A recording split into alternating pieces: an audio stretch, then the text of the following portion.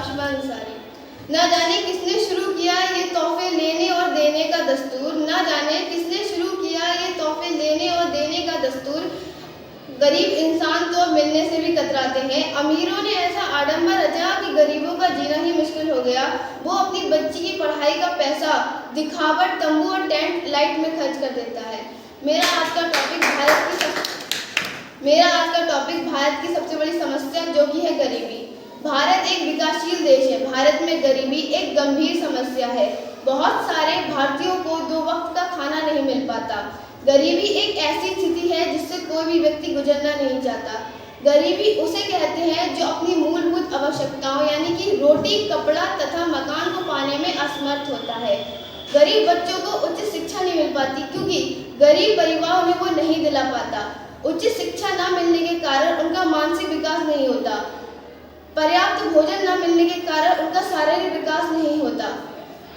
पूरा दिन मजदूरी करने के बाद भी वो अपना पेट नहीं भर पाते। तेज धूप, तेज बारिश से बचने के लिए उनके पास एक छत नहीं होती। सर्दी के दिनों में उन्हें अपने तन ढकने के लिए कपड़े नसीब नहीं होते। गरीबी को दूर करने के लिए लोगों को शिक्षित होना जरूरी है। हर एक बच्चे को स्कूल जाना जरूरी है और पूरी शिक्षा प्राप्त करना जरूरी है, क्योंकि भारत से गरीबी तब तक दूर नहीं होगी जब तक भारत शिक्षित नहीं होगा, और जब तक भारत शिक्षित नहीं होगा तो भारत आगे कैसे बढ़ेगा। और एक बात हमें भी होनी चाहिए कि अगर हम इस लायक हैं कि गरीबों की मदद कर सकें तो हम ज़्यादा से ज़्यादा गरीबों की मदद करें। हुजूर सल्लल्लाहु ताला अलैहि वसल्लम ने ही इस्लाम धर्म की स्थापना की है। आप सल्लल्लाहु अलैहि वसल्लम इस्लाम के आखिरी नबी हैं। आपके बाद क़यामत तक कोई नबी नहीं आएगा। जबकि अरब में कबीलाए संस्कृत का जाहिलाना दौर था। हर कबीले का अपना अलग धर्म था और उनके देवी देवता भी अलग ही थे।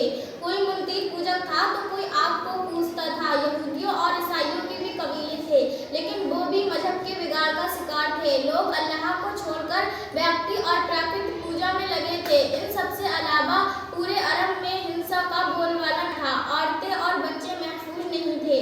लोगों के जान माल की सुरक्षा की कोई गारंटी नहीं थी। सभी और बंदी जामी थी। इस अंधेरे दौर में दुनिया को बाहर